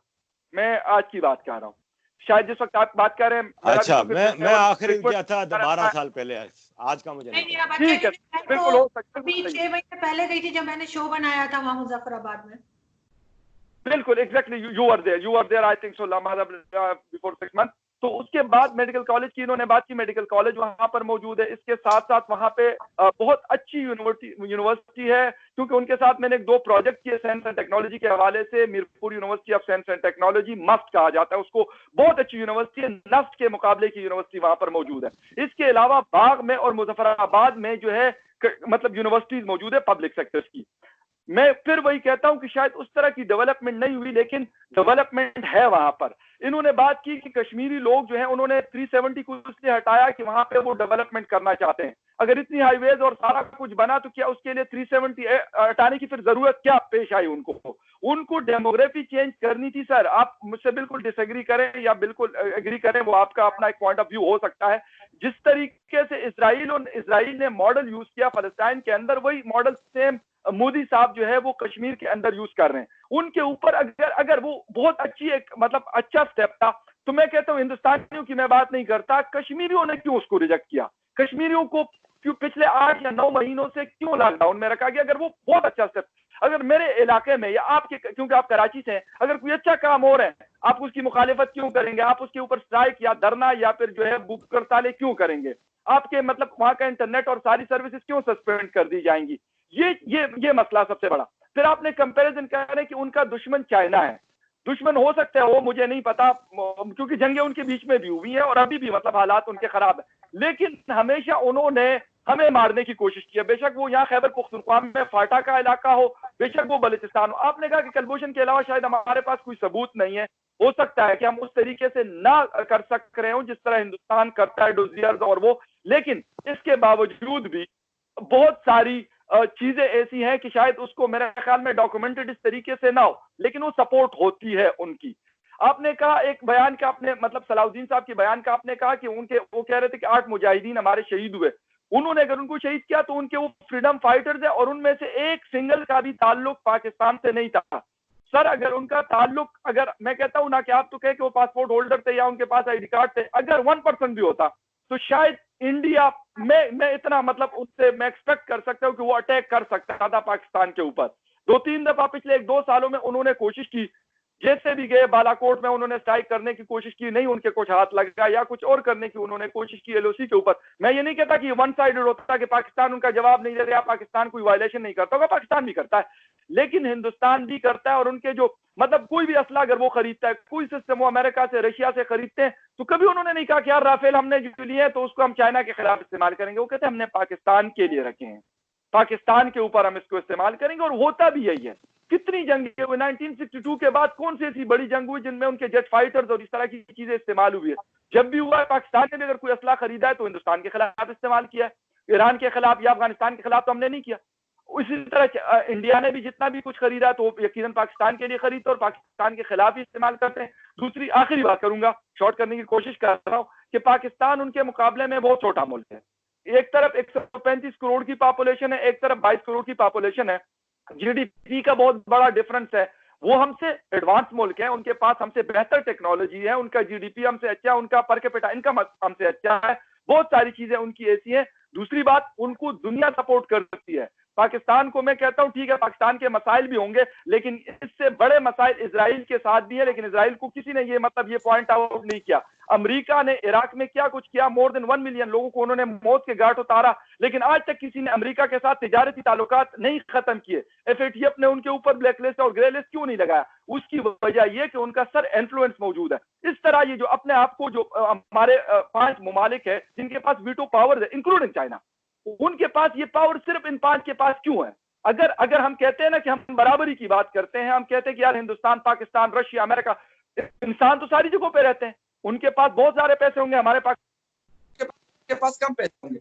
लेकिन वजह क्या है कि इनको इस तरीके से, जिसे कहते हैं कि हिंदू जिस तरह अछूत को ट्रीट करते हैं, इस तरह की तरीके से साउथ एशियंस को या फिर जो अंडर डेवलप्ड कंट्री है वेस्ट अफ्रीका की, उनको क्यों डील किया जाता है?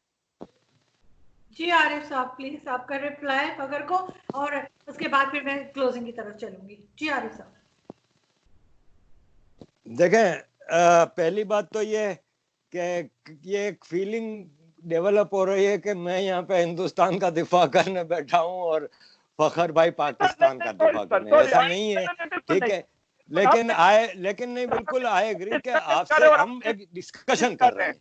जी नहीं, हम एक डिस्कशन कर रहे हैं, तो प्लीज इस हवाले से मैं ये कहना चाहूंगा कि देखें, आइडियल सिचुएशन ये है कि कश्मीर के सॉल्यूशन के हवाले से कि यूएन रिजोल्यूशन, लेकिन अब अगर यूएन रिजोल्यूशन 72 साल से इंप्लीमेंट नहीं हो रहे तो मैं स्टेटस को के खिलाफ हूं। पाकिस्तान आर्मी के इंटरेस्ट में है स्टेटस को, और स्टेटस को ही इनके इंटरेस्ट में जाता है। मैं स्टेटस को खत्म करना चाह रहा हूं कि जो सिचुएशन है अब उसको सॉल्व करें। जहां तक इन्होंने कहा कि वो जो मुजाहिदीन वहां पे जिहाद करने गए थे कश्मीर में, तो क्या फिर ये इसी मीनिंग में बलोचिस्तान में जो आजादी की जंग लड़ रहे हैं वो मुजाहिदीन है? क्यों कि 11 अगस्त 1947 को आजाद रियासत बलोचिस्तान की एम्बेसी का कराची में इफ्तिताह हुआ था, and Pakistan has recognised Balochistan as an independent state. Record देख ले, कराची में कल्लात रियासत की एम्बेसी भी थी। तो आपने उस पे, और ये भी रिकॉर्ड देख लें, आप गूगल पे ही ढूंढ लेंगे, आपको मिल जाएगा कि खान ऑफ कल्लात के बेटे ने भी कहा है, खान दाऊद कल्लात ने अभी कहा है कि मेरे बाप को गन पॉइंट पे साइन कराया गया था पाकिस्तान आर्मी ने, तो बलोचिस्तान आपने भी ऑक्यूपाई किया है। तो फिर आज वहां पे जो जंग लड़ रहे हैं, फिर उसको भी पहले आप मुजाहिदीन एक्सेप्ट करें और अपनी फौज को ऑक्यूपायर माने, तो फिर कश्मीर पे मैं भी सोचूं अपना ख्याल बदलने के लिए। मेरा पॉइंट ऑफ व्यू कश्मीर पे क्लियर है, वो ये है कि जब 1947 में ब्रिटिश जा रहा था तो हिंदुस्तान, ब्रिटिश इंडिया में 600 के करीब आजाद रियासतें थीं, जिनको ब्रिटिश ने महाराजा, राजा, नवाब, मिर्जा, इनको रिकॉग्नाइज किया हुआ था। ब्रिटिश ने इन तमाम रियासतों को राइट दिया था कि आइदर चूज पाकिस्तान और इंडिया, तीसरा ऑप्शन नहीं था कोई। कश्मीर, जूनागढ़ और कई भावलपुर, खैरपुर, कई रियासतों ने स्टेटस को लिया था शुरू में। इन्होंने कहा लेट अस गिव टाइम, खास तौर पे हैदराबाद, जूनागढ़, कश्मीर वगैरह में जहां पे मुस्लिम एक बड़ी तादाद में थे और रूलर हिंदू थे और इस टाइप की जो सिचुएशन थी। कश्मीर के महाराजा ने स्टेटस को लिया था। पाकिस्तान ट्राइबल इन्वेजन होता है, फोर्सेस गिलगित बल्तिस्तान क्रॉस करके मुजफ्फराबाद तक पहुंच जाती हैं, तो फिर महाराजा हरि सिंह और शेख अब्दुल्ला मुस्लिम लीडर थे उस वक्त कश्मीर के, उनकी मर्जी से और हिंदू आबादी की मर्जी से महाराजा हरि सिंह नेहरू के पास गए और बोला हमारी मदद करो, पाकिस्तान ने इन्वेजन किया है। तो नेहरू ने कहा हम कैसे मदद कर सकते हैं, तुम पार्ट ऑफ इंडिया थोड़ी हो। तो उन्होंने कहा कि मैं एक्सेशन ट्रीटी साइन करता हूं and I declare Kashmir to be part of India. Record पे चीजें हैं, मैं नहीं कह रहा ये सब चीजें। हो गया ना, ये लीगल स्टैंडिंग है कि कश्मीर का लीगल कस्टोडियन महाराजा हरि सिंह था। अपनी मुस्लिम हिंदू पॉपुलेशन और बुद्धिस्ट जो कि लद्दाख गिलगित बल्तिस्तान में बड़ी तादाद में, उनकी मर्जी से एक्सेशन टू इंडिया किया। नेहरू की गलती ये हो गई कि नेहरू ने कहा क्योंकि हिंदुस्तानियों ने कभी इन्वेजन नहीं किया, हिंदुस्तानी। आवाज आ रही है? आ रही है सर। जी सर, आवाज आ रही है। जी जी। तो हिंदुस्तानियों ने कभी इन्वेजन नहीं किया, तो नेहरू ने कहा कि आजादी मिलते ही मैं जंग नहीं करना चाह रहा। नेहरू चले गए यूनाइटेड नेशंस और बोला कि ये जंग पाकिस्तान ने हमारी टेरिटरी पे हमला किया है। आप यूएन के डॉक्यूमेंट्स स्टडी करें, वर्डिंग इंडिया गया है, पाकिस्तान नहीं गया है यूएन में। इंडिया ने कहा कि हमारी टेरिटरी पे दुश्मन ने हमला कर दिया है। यूएन आई और एलओसी बनी कि जो जहां है वहां पे लाइन ऑफ कंट्रोल बना के रोक दिया और बोला अब कश्मीरी डिसाइड करेंगे, और जो मैंने बताया आपको फिर वो रिजोल्यूशन की डिटेल। तो कहने का मतलब यह है कि कश्मीर पे हम अपना क्लेम किस हिसाब में डालते हैं, ठीक है ना। इसको सीधा सीधा यूएन रेजोल्यूशन के तहत सॉल्व करने की तरफ जाए। पाकिस्तान अगर मुजाहिदीन भेज के आजाद कराना चाहता है कश्मीर, तो ये फिर पाकिस्तान की भूल है कि हमारे पास खाने को पैसे नहीं है और हम इतने बड़े इंडिया से अपने बच्चों को मरवाने के लिए भेज देते हैं, तो ये ज्यादती है। जिस फौजियों को हम खिला पिला के हट्टा किट्टा कर रहे हैं ना, उनको जाके लड़ना चाहिए। जाए फिर जंग करें ना भाई, क्यों 72 साल से हमारा पेट काट के हम आपको पाल रहे हैं, तो आप इन मुजाहिदीन को क्यों भेज रहे हैं। और आखिरी बात मैं यहाँ पे कहूंगा कि जो चाइना के हवाले से, इंडिया और चाइना की दुश्मनी के हवाले से फखर भाई ने कही और कंपैरिजन किया पाकिस्तान और इंडिया का, तो मैं उसमें सिर्फ एक ही चीज कहूंगा कि इंडिया के पास सिर्फ एक चीज ऐसी है जो पाकिस्तान के पास नहीं है, वो है एक professional army subservient to the constitution and political power, जो धंधा नहीं करती। और हमारे पास वो आर्मी है जो धंधा करती है, 100 से ज्यादा बिजनेस एंटिटीज चलाती है, कभी कोई प्रोफेशनल जंग नहीं जीती, और अपनी आवाम पे जितने इन्होंने जेनोसाइड किए हैं, चाहे वो बंगाली हो, बलोच हो, पख्तून हो, मुहाजिर हो, सिंधी हो, सबको मारा है इन्होंने और कुश्तों को पुश्ते लगाए हैं इन्होंने। ये फर्क है इंडिया और पाकिस्तान की आर्मी का। जी फखर, लास्ट 1 मिनट आपके लिए, आप रिप्लाई करना चाहेंगे? बिल्कुल। सर ने कहा कि एक तो खैर उन्होंने बात की कि जेनोसाइड्स हुए, दूसरे उन्होंने बात की कि वहां पे एक जिस तरह सेक्युलर कंट्री बिल्कुल गांधी जी ने हिंदुस्तान बनाया था, लेकिन अब जब से मोदी जी की हुकूमत है तो उसके बाद इंडिया सेकुलर नहीं है, बल्कि ये नैरेटिव बिल्डअप हुआ है कि वो कहते हैं यार हमें क्यों आप सेकुलर सेकुलर कहते हो, ये हिंदू स्टेट है, एक हिंदुत्व। उन्होंने बाकायदा वो अलल ऐलान वो लोग ये बात करते हैं और मतलब मुख्तलिफ इनके पास ये जिस तरीके से बात करते हैं, तो मतलब मुख्तलिफ रिपोर्ट्स आई हैं। अभी जो रिसेंटली रिपोर्ट आई थी US commission for religious freedom की, उन्होंने उनको पहली दफा उस रिपोर्ट में शामिल किया और कहा कि हिंदुस्तान में रिलीजियस फ्रीडम जो है वो बहुत ज्यादा निचले दर्जे पे चली गई है। तो ये तो है, क्योंकि पाकिस्तान तो सीधी सी बात है, मैं ये नहीं कहता कि पाकिस्तान में खुदा ना खास्ता किसी के साथ ज्यादती हो, किसी भी रिलीजन से उसका ताल्लुक हो, लेकिन पाकिस्तान जब बना था दो कौमी नजरिए के ऊपर, तो उसको इस्लामिक मतलब जिसे कहते हैं कि मतलब इस्लाम के नाम पे, इस्लाम वहां पे कैसा है तैसा, मैं उसके डिस्कशन में बिल्कुल नहीं जाऊंगा। तो वो चीज तो बिल्कुल नहीं है इस तरीके से कि मतलब हिंदुस्तान जो है वो मुल्क नहीं रहा, बल्कि उनकी पॉलिसीज जो है वो खत्म हो गई। एक लास्ट बात करूंगा, इन्होंने बात की कि हमारे फोर्सेस की कंपनीज है। मेरे ख्याल में आरिफ साहब जिस तरह आप बात करते हैं, तो हम दोनों जो आपको नजर आ रहे हैं, तो हम लोग भी इसके ऊपर बात करते हैं। बल्कि यहाँ तक मेरी बात जब कभी मौका मिलता है, तो इनके जो रिटायर्ड लोग हैं या फिर जो हाजिर सर्विस के भी मतलब उनसे बातचीत का मौका मिलता है, तो यकीन करें मेरा सेम यही क्वेश्चन होता है कि सर आपका जो काम है आप उस पे फोकस करें, ना कि आप जो है वो मोटरवेज के ठेके लें, डैम्स के ठेके लें, आप जो है वो सीमेंट की फैक्ट्रियां बनाएं, ये करें वो करें, वो भी बगैर किसी कंपटीशन के आप कम्युनिकेशन इंडस्ट्री में कदम रखें कि भाई इस सीओ गिलगित बल्तिस्तान के अंदर कोई और नेटवर्क काम नहीं कर सकता, आप वहां पर अपना नेटवर्क चलाते हैं जिसकी बड़ी थर्ड क्लास किस्म की सर्विसेज है, वहां पर कोई नहीं है, 4G उन्होंने इतना मतलब जिसे कहते हैं 2G से भी नीचे का। तो ये चीजें आपकी, ये पॉइंट आपसे मैं बिल्कुल एग्री करता हूँ, मैं नहीं शायद पाकिस्तान के बहुत सारे लोग इस बात पे, ये वैलिड पॉइंट आपका, इस पे बिल्कुल मैं आपके साथ 100% एग्री कर रहा हूं कि ये चीजें इसको रिव्यू करना पड़ेगा इनको। अगर नहीं करेंगे बेशक हमें जिस तरह का मर्जी खिताबात दे, कभी मतलब क्या कि मुल्क की सलामती खतरे में पड़ गई, ये हो गया वो हो गया, कोई हमें भी सर लोग, बहुत सारे लोग हमारे व्हाट्सएप ग्रुप्स के अंदर रॉक एजेंट तो फ्ला डिमका, हालांकि ये बात कोई गलत नहीं है, जो मेरे फौज का काम है वो करे, ना कि वो कारोबार में पड़े। और ये भी तो कहा जाता है कि हमारे यहाँ के जी शहीद कभी मरता नहीं और गाजी कभी रिटायर नहीं होता, ये भी क्योंकि हर जगह पे जो रिटायर्ड आर्मी के लोग होते हैं उनको लगा दिया जाता है, चाहे उनकी ज़रूरत हो या ना हो। लेकिन बहुत शुक्रिया सर कि आपने हमें ज्वाइन किया आरिफ साहब, और हम उम्मीद करते हैं कि आप दोबारा भी आएंगे हमारे शो में और हम आपसे मज़ीद कुछ सुन सकेंगे, कुछ सीख पाएंगे, क्योंकि हमें बहरहाल बात हमने हर एक की सुननी होती है। हमारा वो रवैया बिल्कुल नहीं है कि अगर हम आपसे एग्री नहीं करें तो हम आपको सुनेंगे भी नहीं, हम बिल्कुल आपको सुनेंगे। आपका अपना पॉइंट ऑफ व्यू है, फखर का अपना पॉइंट ऑफ व्यू होगा, लेकिन ये कि कहीं ना कहीं आप दोनों जो हैं वो कहीं ना कहीं सही होंगे, और हम उम्मीद करते हैं कि कुछ बेहतरी की तरफ जाएंगे। बहुत शुक्रिया सर। मैं यहाँ पे एक चीज कहूंगा कि अगर मेरी किसी बात से दिल आजारी हुई हो किसी की भी, आप दोनों के अलावा भी जब इतने हजारों लोग देखेंगे तो I always stand for correction. मैं कोई स्कॉलर नहीं हूँ, मैं एक आम पाकिस्तानी हूँ, और आज मैंने फखर भाई से भी चीजें सीखी। जैसे मुझे आज पता चला कि there is a medical college in Muzaffarabad, मुझे आज पता चला है, वरना मैं यहाँ कश्मीरियों से पूछता हूँ तो वो मुझे यही कहते हैं कि देयर इज नो यूनिवर्सिटी इन।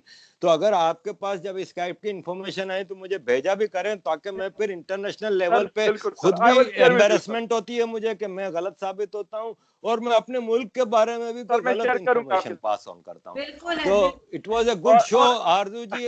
मैं आपको मतलब सबसे दुआएं दूंगा कि अल्लाह आपको सलामत रखे और कायम रखे। बस आप कायम रहेंगी, आप जैसे फखर भाई जैसे लोग मुल्क में रह के जो काम कर रहे हैं, बहादुरी का काम कर रहे हैं। सच बोलना सबसे बहादुरी का काम है। बहुत शुक्रिया फॉर इनवाइटिंग मी। बहुत शुक्रिया sir, thank you so much. Thank you.